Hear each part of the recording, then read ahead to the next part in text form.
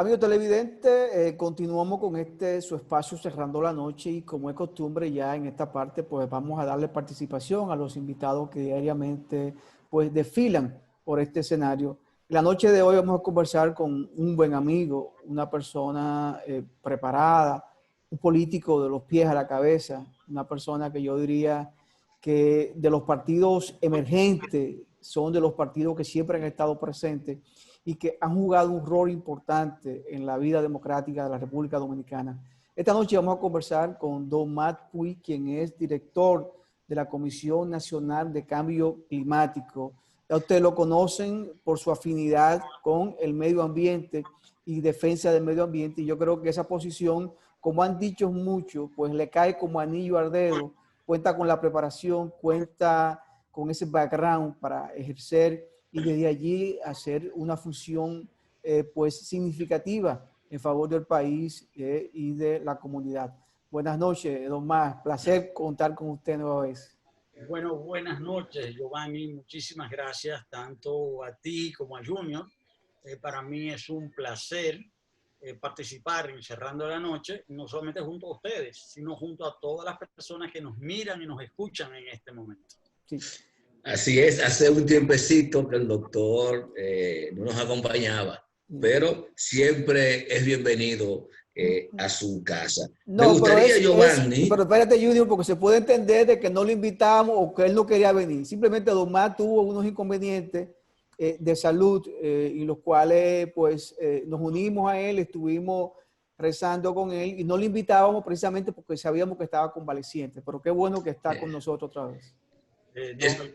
Les agradezco a ustedes y a todas las personas que se preocuparon por mi salud. Felizmente todo eso está superado en este momento. Claro. Qué bueno. Eso es lo más importante. Qué bueno. Creo que de entrada sería bueno, don Max, que nos explicara a nosotros y a la audiencia de este programa qué es el Consejo Nacional para el Cambio Climático y Mecanismo de Desarrollo Limpio. ¿Qué es eso? Sí. En realidad, ahora que estamos en medio de una crisis mundial, que es la crisis sanitaria, esa crisis sanitaria se ha acompañado de una crisis económica. Y se recuerda poco que junto a esas dos grandes crisis o esas dos grandes manifestaciones de crisis, hay una tercera que es quizás la más importante, que es la crisis ambiental, que es la crisis climática. Y esas tres, manifestaciones de crisis están conectadas la una con la otra, es decir, estrechamente. Y aquí voy a hacer quizás lo que puede parecer para algunos una digresión teórica. Quizás yo me voy a ir muy lejos en lo que voy a decir, pero me parece que quizás es importante para la explicación. Y es lo siguiente: el mundo, tal como nosotros los seres humanos lo concebimos, existe desde hace muy poco tiempo. Ustedes me dirán, no es posible, el mundo existe desde hace millones de años. Cierto, pero los seres humanos no teníamos conciencia de eso. La conciencia de las características, de las dimensiones del mundo, viene desde hace apenas 5 siglos, con los grandes descubrimientos. Y si es con los grandes descubrimientos, es con los viajes alrededor de la Tierra, es decir, el famoso viaje de Magallanes, el llamado descubrimiento de América, que los que vivían en Europa, los que vivían en China, los que vivían en África, se dan cuenta cuál es la dimensión real del mundo. Es decir, desde el punto de vista de la conciencia de los seres humanos, el mundo actual comenzó con los grandes descubrimientos. Pero esos grandes descubrimientos impulsaron el desarrollo de la llamada sociedad industrial, la sociedad capitalista, la sociedad urbana. Esa sociedad urbana se fue expandiendo, fue teniendo una expansión cada vez mayor. El gran siglo si se quiere, del crecimiento fue el siglo XIX y después el siglo XX. Y ese crecimiento estuvo sustentado en el uso de los recursos naturales. Y se pensó que los recursos naturales eran inagotables. no se iban a terminar nunca. Y comenzó, bueno, las metrópolis, comenzaron la explotación de las colonias, se fueron destruyendo los bosques. Cuando los primeros colonizadores europeos llegaron aquí, los españoles, el 95% de esta isla estaba cubierta de bosques. 95%. Hoy la situación es la siguiente. En 1967, cuando el doctor Balaguer decreta la prohibición de los aserraderos, los bosques dominicanos se habían reducido a un 30%, a un 13%, y hoy están en un 30 y pico por ciento a causa de las políticas de reforestación que ha habido, que han tenido sus fallos y sus errores, pero han permitido multiplicar prácticamente por 3 los bosques dominicanos. En Haití no ha pasado eso, y los bosques están reducidos a su mínima expresión. Es decir, que ese nuevo sistema que pasó a ocupar el mundo se dio sobre la base de una destrucción masiva de los recursos naturales. Se basó también en la utilización de nuevas fuentes de energía que fueron fundamentalmente primero el carbón, después el petróleo, después el gas.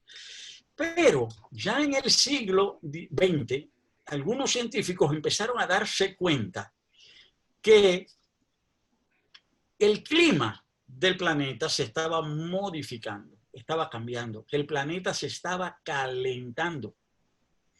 Y se estableció una conexión entre la destrucción de los recursos naturales y la quema de esos combustibles fósiles, carbón, petróleo y gas, en ese proceso de calentamiento. Y ese proceso de calentamiento hace que el planeta ha ido cambiando. Cambios que no se producían desde hace millones de años. Con la diferencia de que los cambios originales eran producidos, si se quiere, por la acción natural. Pero estos cambios que se han producido desde hace 2 siglos fundamentalmente, han sido producidos por la acción humana. Es decir, lo que se llama científicamente la acción antrópica. Y hemos entrado en una nueva fase en la historia de la Tierra, que es lo que se llama en términos científicos el antropoceno. Es decir, una modificación del planeta producida por antropos, el hombre, el ser humano. Eso hace que esas modificaciones han tenido muchas consecuencias. Dentro de esas consecuencias ha habido consecuencias que han tenido que ver con las enfermedades, con la salud. Porque esas transformaciones en la naturaleza han generado muchas enfermedades. Están las enfermedades de la contaminación, enfermedades que no existían, es decir, que han pasado a desarrollarse.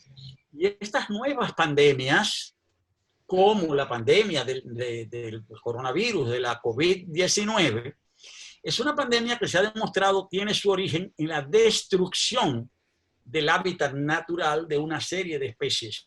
Animales que pierden su hábitat, esos animales al perder su lugar de vida, su entorno natural, pues se desplazan desde esos lugares, van a las ciudades, son consumidos, y eso está generando cada vez más otras enfermedades. Hay una relación directa entre la destrucción de los recursos naturales del planeta y el surgimiento de pandemias como la COVID-19. Igual sucede con la crisis económica. Se ha dicho que la crisis económica es una consecuencia de la pandemia. No, la pandemia aceleró una crisis económica que tiene que ver con ese proceso de uso irrefrenable de los recursos naturales y que tiende al agotamiento de los mismos. Estudios científicos demuestran ya que en aproximadamente 6 meses se agota cada año en el planeta prácticamente todos los recursos naturales que el planeta regenera naturalmente en un año. Es decir, que todos los recursos que el planeta produce de manera natural, como parte del proceso de regeneración, todo lo que se produce en un año se consume en medio año. Quiere decir que es un proceso de agotamiento. Sí, disculpe que lo voy a interrumpir ahí porque habló de la pandemia y medidas que han adoptado el mundo, todas las naciones. Y me llama la atención que al principio de la pandemia, a final de febrero, marzo, cuando había un toque de queda mundial, casi todos los países al unísono estaban parados. Vimos cómo los animales pues circulaban, andaban libremente por las calles. Esto redujo significativamente la contaminación de dióxido de carbono por la poca circulación de vehículos y la paralización de las empresas. ¿En qué medida ayudó esto, aunque sea, Paula, momentáneamente por 20 días al mundo, al planeta? Bueno, ayudó sobre todo que contribuyó a la toma de conciencia de la relación existente entre esos fenómenos naturales y la acción humana. Cómo la acción humana ha modificado la naturaleza, y no solamente la ha modificado, sino que la ha ido destruyendo. Y es que el ser humano ha ido desarrollando la capacidad de conocer y modificar la naturaleza, pero al desarrollar esa capacidad, también ha desarrollado la capacidad de destruirla. Y por consiguiente, el proceso que está viviendo la humanidad es un proceso mediante el cual el ser humano, que se creía amo y señor de la naturaleza, se está procediendo a su destrucción, con lo que tiende a eliminar las condiciones de vida de los propios seres humanos sobre el planeta. Y yo he querido decir esto sobre todo para señalar que la crisis ambiental y la crisis climática, es decir, es precisamente la más importante de las crisis, y que esa crisis tiene que ver con la crisis sanitaria, con la pandemia, y con las otras pandemias que van a venir, y tiene que ver con la crisis económica, porque es que ese uso irrefrenable de los recursos naturales y su destrucción y la modificación de la naturaleza destruye también la capacidad del ser humano de seguir produciendo. Entonces, de ahí, yo dije todo eso, me excusan si me extendí. No, está ahí tiempo, hay tiempo. Excelente esa introducción. Es para señalar la importancia que tiene que todos los países del mundo enfrenten esta crisis global, que no es ambiental solamente, no es sanitaria solamente, no es económica solamente. Es una crisis del sistema en su conjunto, una crisis sistémica que tiene que ser abordada en lo ambiental fundamentalmente, pero también en lo económico y en lo sanitario. ¿Por qué en lo económico? Porque hay que cambiar, es la gran convicción a la que se está llegando en el mundo, que hay que cambiar las formas de producción, de distribución y de consumo de bienes que está imperando para poder detener la crisis climática. Porque es que el sistema productivo está creando nuevas y nuevas necesidades. Esas necesidades, que no son, algunas no son reales, son falsas, es decir, son necesidades artificiales, si se quiere, pero que conllevan la destrucción de cada vez más y más recursos. El planeta va hacia su pérdida. Eso se sabe desde hace muy poco tiempo. Ese debate apenas tiene, vamos a decir, con cierta dimensión, 50 años en el mundo. Y en esos 50 años es que ya se ha demostrado que sí, que hay que eliminar, que hay que parar con el uso de los combustibles fósiles, que hay que parar con el uso del carbón, del petróleo y del gas. Y por eso, en la Estrategia Nacional de Desarrollo, ya ahí caigo en República Dominicana, en nuestro país, la Estrategia Nacional de Desarrollo, aprobada por ley en el año 2012, se plantea como un objetivo fundamental la descarbonización de la economía dominicana. Ahora, ¿qué significa la descarbonización? No es simplemente la eliminación del carbón, del uso del carbón mineral en la generación de energía, mucho menos el uso del carbón vegetal. Se trata de eliminar todas aquellas formas de producción que producen la emisión de gases de carbono y lanzan estos gases de carbono a la atmósfera. Entonces, ya este es un objetivo de todos los países del mundo. Y en República Dominicana es ley desde el año 2012. Ahora, ¿cuál es la gran paradoja? Que en el mismo año que la República Dominicana establece esa ley que fija como objetivo el año 2030, para que en el 2030 el país haya avanzado en su sostenibilidad, en la eliminación del carbono, que haya avanzado en el objetivo de los desarrollos, los objetivos de desarrollo sostenible para mejorar la calidad de vida de la población para el año 2030. Paradójicamente, en el año que se aprueba esa ley, también se anuncia la construcción de 2 grandes plantas de carbón en la República Dominicana. Es decir, que mientras la ley traza un objetivo estratégico nacional de eliminación del carbón, el gobierno de la República carboniza la generación de energía. Bueno, la decisión es mala per se, por sí misma, desde el punto de vista ambiental, pero no solamente es mala la decisión, Sí, la decisión es mala, pero fue peor implementada. Es decir, porque en la construcción de las plantas de carbón se cometieron toda serie de violaciones, toda serie de delitos, ya haciendo que ese despropósito se viera magnificado por las altísimas sobrevaluaciones que tuvieron esas plantas, que hay que transformar. El mundo está abandonando el carbón, no se justifica bajo ningún concepto que cuando el mundo ha acordado en el famoso Pacto de París en el año 2015, el mundo acuerda que todo un plan, toda una serie de objetivos para eliminar la emisión de gases de carbono, para frenar el proceso de calentamiento global, para frenar el proceso de cambio climático, que en ese momento, es decir, cuando ese es el propósito universal, República Dominicana retroceda. República Dominicana es hoy uno de los países de América Latina que más utiliza el carbón en la generación de energía, superando a Chile, que era uno de los países que lo hacía, pero que está abandonando progresivamente el uso de ese combustible fósil. Entonces, crear conciencia de todo eso, y no solamente crear conciencia, sino diseñar políticas, es el objetivo del Consejo Nacional para el Cambio Climático y Mecanismo de Desarrollo Limpio. ¿Por qué es un consejo? Porque ese consejo no está adscrito a un ministerio en particular. Es decir, porque en el consejo participan diversos ministerios.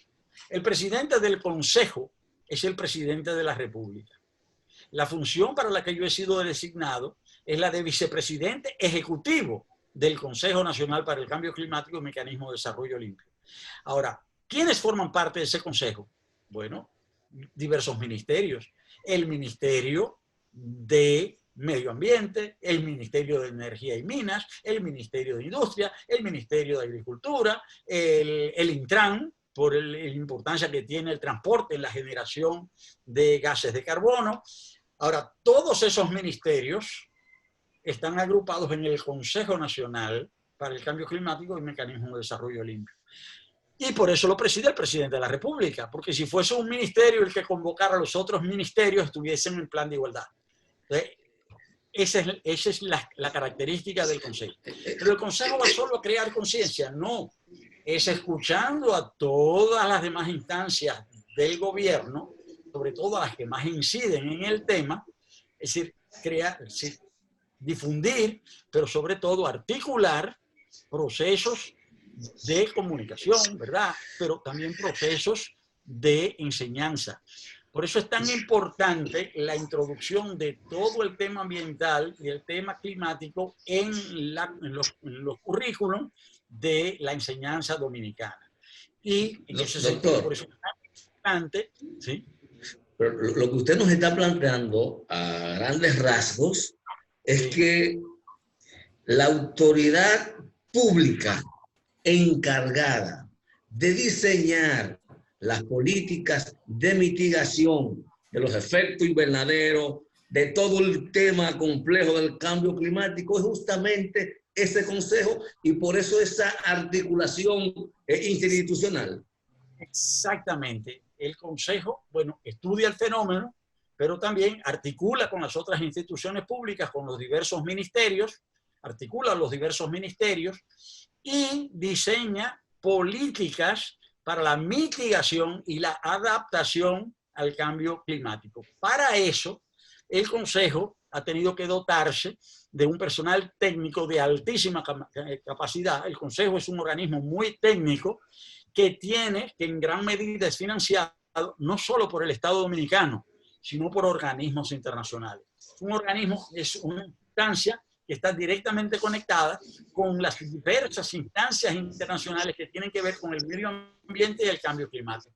Incluso hoy mismo se produjo una reunión, vino a visitarnos el ministro de Medio Ambiente y Recursos Naturales, Orlando Jorge Mera, acompañado de la viceministra Milagros de Camps Germán, que es la responsable de cooperación del Ministerio de Medio Ambiente, y de su director de gabinete. ¿Para qué? Para coordinar con el equipo técnico del Consejo Nacional para el Cambio Climático para definir toda una serie de actividades que debemos realizar juntos. Ese ministerio y el Consejo, pero también con otras instancias. De manera que el Ministerio de Industria y Comercio forma parte también del Consejo. Forma parte del Consejo, porque de lo que se trata, como decía yo, es de descarbonizar la economía dominicana. ¿Qué significa descarbonizar? Llegar a lo que se llama emisiones cero.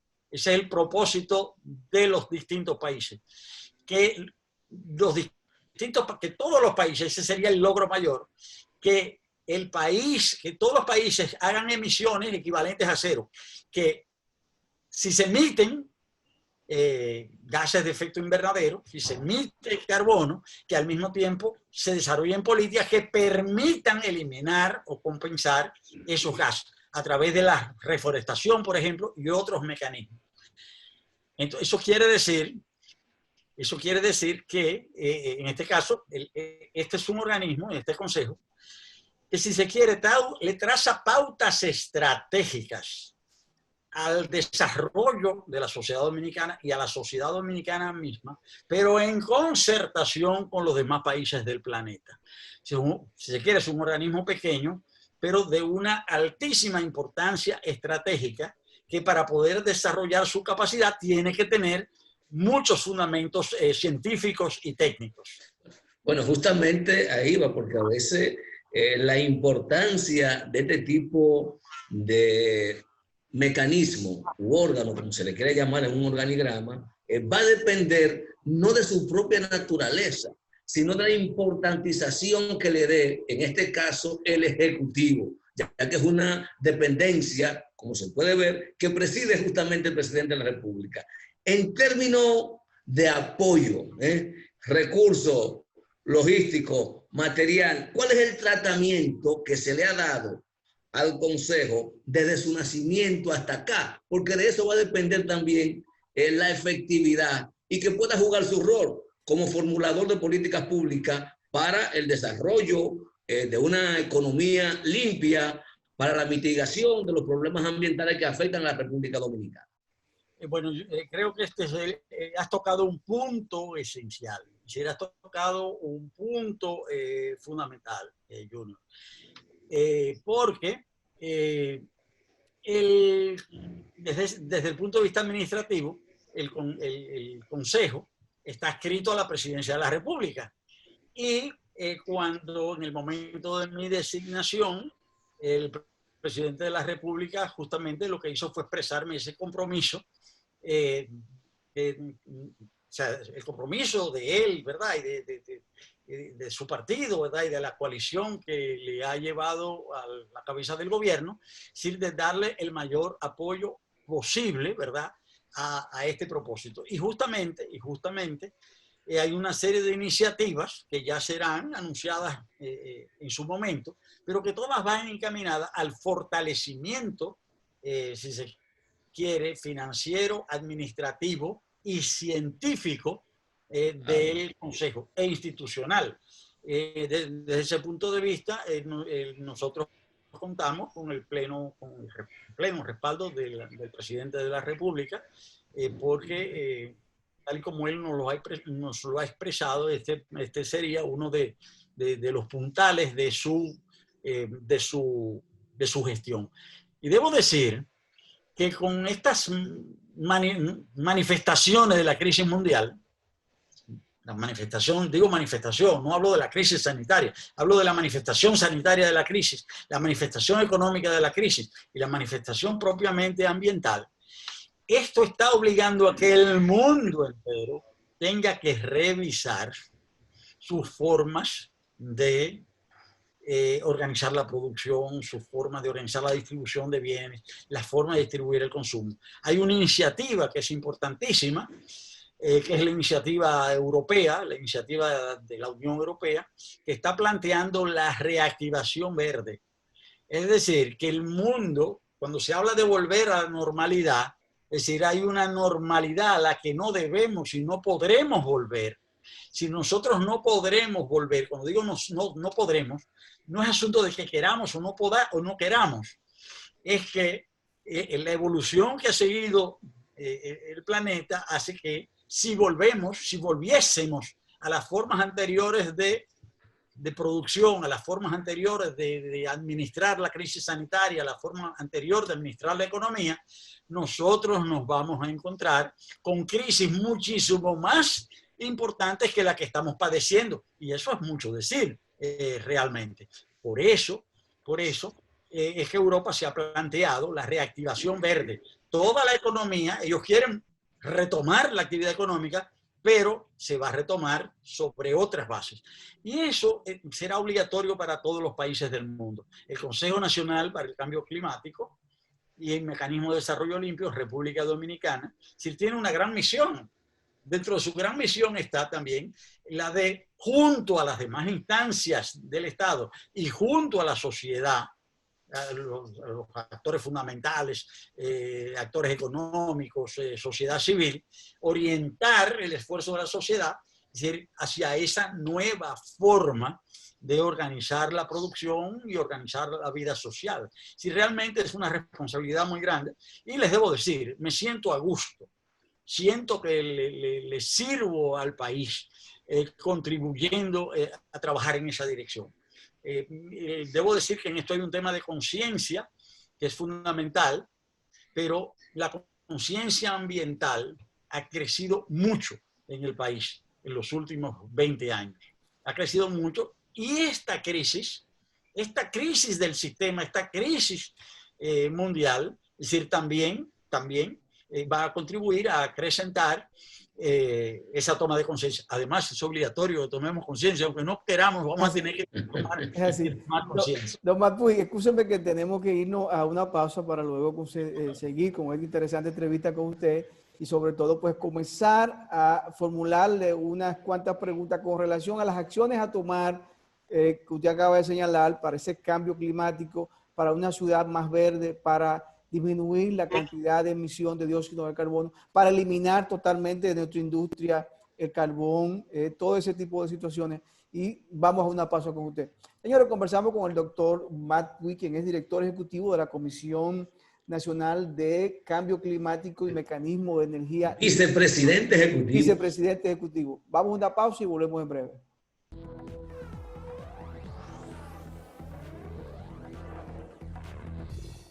Señores, continuamos con esta interesante entrevista con el doctor Matt Puig, vicepresidente ejecutivo de la Comisión Nacional de Cambio Climático y Mecanismo de Desarrollo Limpio, este importante mecanismo de acción donde intervienen varios países del globo terráqueo. Y como don Matt decía antes de irnos a la pausa, es importante hablar de cuál es la función de esta institución para ayudar a mitigar y pues disminuir lo que es esa erosión que le hace el ser humano al planeta, a nuestra amada Quisqueya.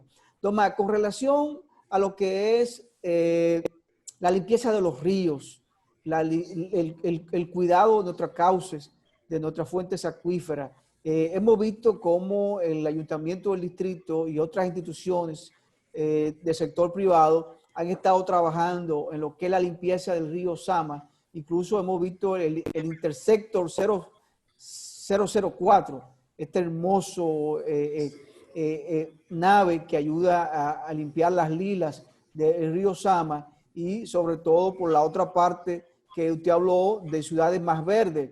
Y hemos visto cómo hay arquitecturas en Europa donde pues hacen uso de los elementos verdes en los balcones, incluso hasta en la fachada de los edificios. No sé hasta qué punto puede la institución que usted dirige influir en el Ministerio de Obras Públicas, en la alcaldía del distrito o en las otras alcaldías a nivel nacional para ir trabajando en hacer más verdes nuestras ciudades y en proteger más nuestros ríos.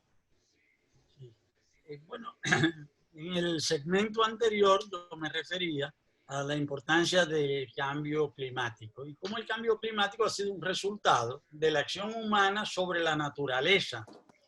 Pero estos cambios, estos efectos no son a veces tan sencillos, no son tan simples, porque como resultado del cambio climático se ha constatado que se ha trastornado por completo todo el proceso de los llamados fenómenos naturales extremos. ¿Cuáles son los fenómenos naturales extremos? Bueno, pues son los huracanes, pues son las sequías, pues son las inundaciones, son fenómenos naturales. Sin embargo, estos fenómenos, como consecuencia del cambio climático, resulta que ahora son mucho más frecuentes, mucho menos previsibles, mucho más potentes y mucho más destructivos. Es decir, que esto obliga al ser humano a tomar medidas. Tomar medidas entonces sobre cómo se construye, dónde las personas se alojan. Cada vez que ahora hay más ciclones, ¿verdad? Pero ¿dónde viven las personas? ¿Cuáles son las personas más afectadas por esos fenómenos atmosféricos extremos? Es decir, son personas que viven en determinadas condiciones. Entonces, el fenómeno atmosférico extremo no afecta por igual a todas las personas o a todos los sectores sociales, sino a aquellos que viven en determinadas condiciones. Pues lo mismo pasa con relación a los ríos y las ciudades. La ciudad de Santo Domingo fue fundada, donde fue fundada, valga la redundancia, porque había una fuente de agua muy importante, que era el río Sama. Y estaba también el río Isabela. La ciudad fue instalada por el colonizador español, primero en la margen oriental, luego en la margen occidental del río. Pero ¿qué ha pasado con ese río? Ese río está enfermo. ¿Pero de qué está enfermo ese río? Es decir, este río ha sido enfermado por los seres humanos. ¿Por qué? Porque la gran urbe que se ha desarrollado en las márgenes del río es una urbe que no cuida su sistema sanitario. Es más, lo voy a decir de manera mucho más dramática. La ciudad de Santo Domingo, desde el punto de vista sanitario, es una bomba de tiempo. Me dirán, ¿cómo es posible si aquí en el país se han hecho tantas cosas? Aquí se están construyendo cosas desde hace un siglo. ¿Qué construyó Trujillo? ¿Construyó Balaguer? ¿Qué construyó el PLD? ¿Qué construyó el CIR? Bueno, y con todo lo que se ha construido, bueno, pues la ciudad de Santo Domingo es una ciudad que no tiene, con todo lo que se ha construido, no tiene un sistema de tratamiento y disposición de sus aguas servidas. Es decir, ¿qué pasa? ¿Qué pasa con todos los desechos humanos generados en la ciudad de Santo Domingo? Bueno, pues esos desechos, como no hay cloacas en la ciudad de Santo Domingo, esos desechos van al subsuelo o esos desechos van a los ríos, van al río Ozama. Pero, ¿cómo se tratan los desechos sólidos, la basura, para que todo el mundo entienda, de la ciudad de Santo Domingo? Bueno, eso se trata muy mal. Debo decir que no hay una sola ciudad.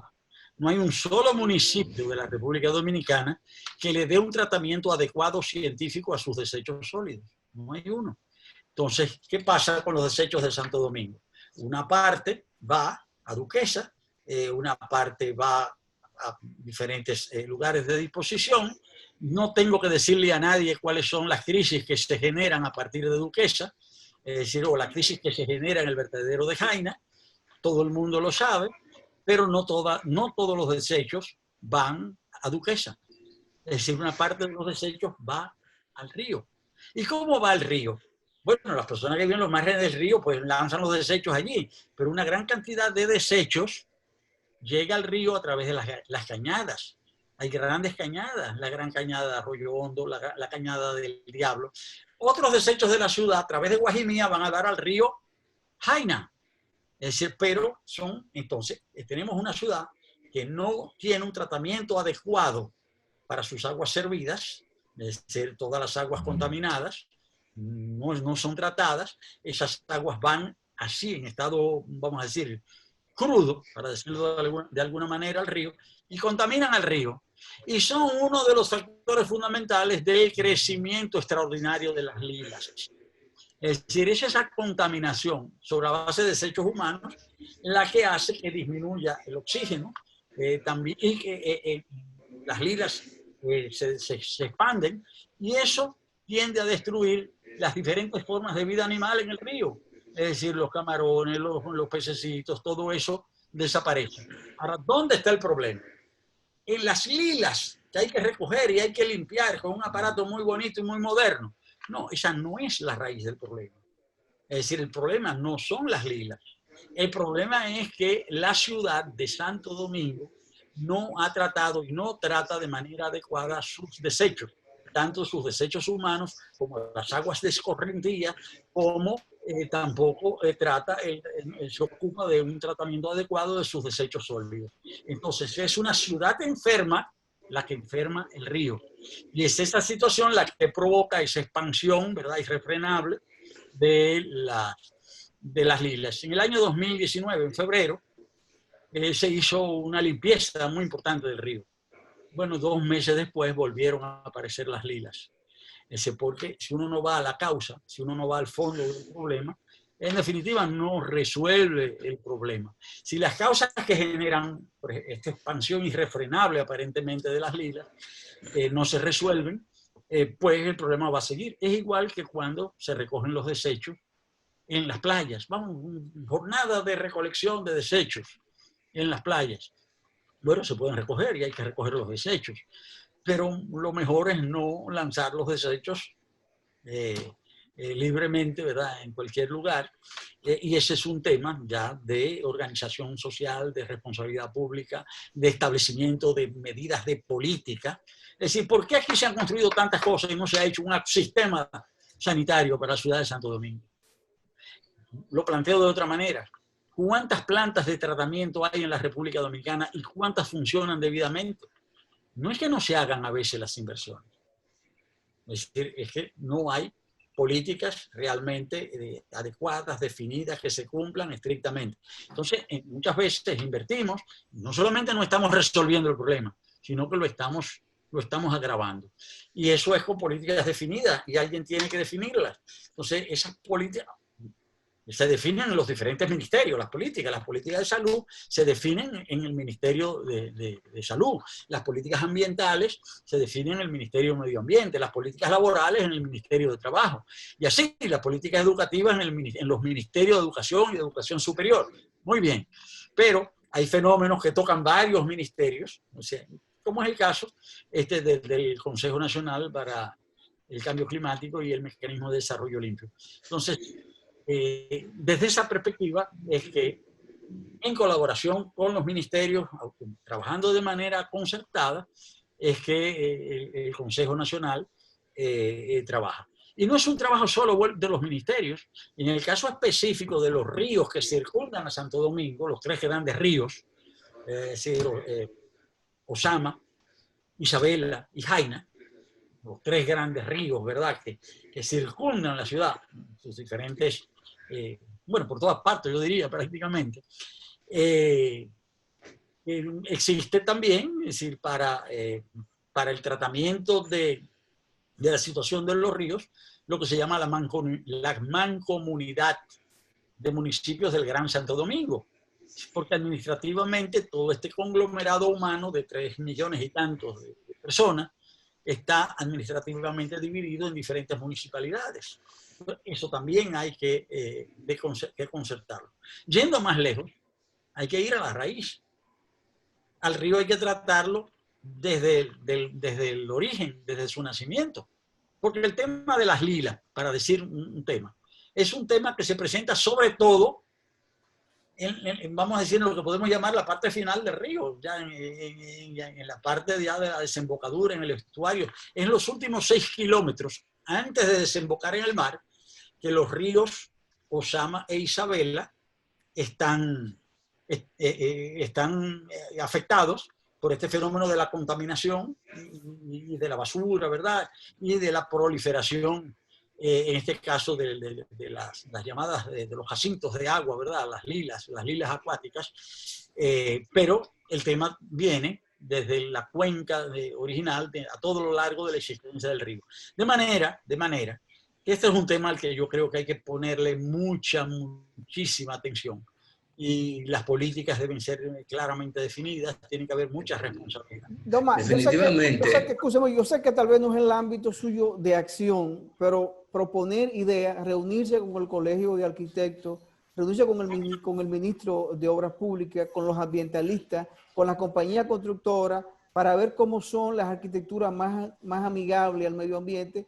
Y sé que hay hasta premios internacionales a la mejor arquitectura, a la mejor edificación donde es más amigable al medio ambiente, porque lo he visto en revistas europeas, revistas españolas, y sobre todo hay concursos que se hacen donde hay ciudades como la de Medellín, Colombia, que varias veces ha ganado concursos por ser la ciudad más amigable al medio ambiente. Son ese tipo de cosas que al final benefician a nivel turístico a la República Dominicana. Todos esos estímulos, o estímulos de este tipo, o sea, como los que tú señalas, a manera de ejemplo, son fundamentales, porque el tema ambiental, obviamente que tiene una dimensión coercitiva o represiva, si se quiere, es decir, porque si usted bota basura, usted es sancionado, es decir, hay leyes que sancionan, ¿verdad?, el derramar basura en lugares inadecuados. Pero al lado de esa fase, si se quiere, coercitiva, las políticas públicas deben tener el componente fundamental, debe ser el componente educativo. Es decir, la sociedad no puede ser coerción, la sociedad tiene que ser educación. Claro, si a usted le explican lo que hay que hacer y se lo explican una y otra y otra y otra vez, si usted ¿verdad?, no lo hace, usted infringe lo establecido en la ley, pues usted debe ser sancionado, porque a usted le enseñan que lo ajeno no se toca, ¿verdad? La ley lo dice, ¿verdad? Es no robar, pero si al final hay personas que lo hacen, pues esas personas, sobre ellas debe recaer el peso de la ley. Esa dimensión entre lo educativo y lo coercitivo es la base de toda sociedad. Y lo educativo no es simplemente decir. Ese tipo de estímulos como el que señalabas, Giovanni, es fundamental. Es decir, concursos, premios, incentivos económicos para las empresas. También que las empresas entiendan que pueden tener más ingresos haciéndolo bien que haciéndolo mal. Entonces, si lo mal hecho se castiga, también lo bien hecho debe ser premiado. Las sociedades no pueden funcionar solo en base, vamos a decir, a la cara negativa de las cosas, sino también a la cara positiva. Y los ejemplos que tú diste, Giovanni, son eso. Yo entiendo la cara positiva de las cosas. Y yo creo que es así que hay que hacerla fundamentalmente. Si no funciona, pues naturalmente hay que utilizar la otra cara. Definitivamente creo que hay bastante conciencia ya en la humanidad de la importancia de la conservación del medio ambiente, que evidentemente hay no solo el factor educativo, don Max, hay otros dos premisas que influyen mucho. Una es la necesidad, hay gente que afecta el medio ambiente por necesidad, hay otros que lo hacen por oportunidad de negocio. Ese era otro componente que tenemos. Pero bien. Si me permite, influyen por un lado la ignorancia y la necesidad y por otro lado la codicia. Usted puede ganar dinero y es legítimo, ¿no? Pero usted ganar dinero de manera codiciosa en desmedro de los demás y en desmedro de la plataforma natural que nos permite la vida, eso no es correcto. Entonces, las personas que están en un estado de necesidad, pues hay que atenderlas. Por eso, la lucha contra la pobreza es también una lucha a favor del medio ambiente. Ahí voy. Justamente es el otro componente. Creo que la humanidad tiene varios desafíos y se ha enfocado en dos fundamentales. Uno que tiene que ver con la existencia de la especie humana como tal, que es lo que implica la degradación continua sin mitigación del medio ambiente, y otro que tiene que ver con la desigualdad, que también dentro de esta manifestación de los problemas que nos ha arrojado la pandemia, vuelve a estar en el primer orden de las agendas e inclusive de corrientes importantes en el mundo que se han planteado una rediscusión del rol del Estado a partir de esta experiencia vivida. Y yo no sé, doctor, hasta dónde la República Dominicana tiene también que abocarse a dar esa discusión, hasta dónde este nuevo gobierno que está entrando tiene compromiso y va a asumir esta lógica de pensamiento en aras de lograr no solo tener servicios públicos de calidad, sino de ir, como he dicho en otras ocasiones, desmontando gradualmente la alta concentración de riqueza que se da en República Dominicana, que provoca que mucha gente, por necesidad, vivan a la orilla, por ejemplo, en el Gran Santo Domingo, del río Sama o de la Isabelita. ¿Cómo armonizar todo esto, pero en el plano local? Bien. Bueno, debo decir que hay una serie de situaciones que hieren la conciencia humana y que, sin embargo, han sido vistas como normales, como naturales. Hasta cierto punto, hemos vivido en medio de lo que podríamos llamar la normalización de la miseria. ¿Qué quiero decir con eso? Es decir, que veamos como algo natural, como algo evidente, como algo hasta cierto punto irremediable, el hecho de que haya personas que vivan en la miseria. Es decir, hemos normalizado eso. Ahora, como hay una crisis con tantas vertientes, con la vertiente ambiental, con la vertiente económica, con la vertiente sanitaria, en una situación de crisis tan grande, la gente dice, no, no, no, esto no puede ser, hay que volver a la normalidad. Y ahí viene la pregunta, ¿a qué normalidad debemos? Debemos volver a considerar como normal un ordenamiento social que en definitiva es el que es un producto de esa crisis de fondo del sistema y que ha permitido el desarrollo también, la exacerbación de esa crisis. Hay que volver a esa normalidad.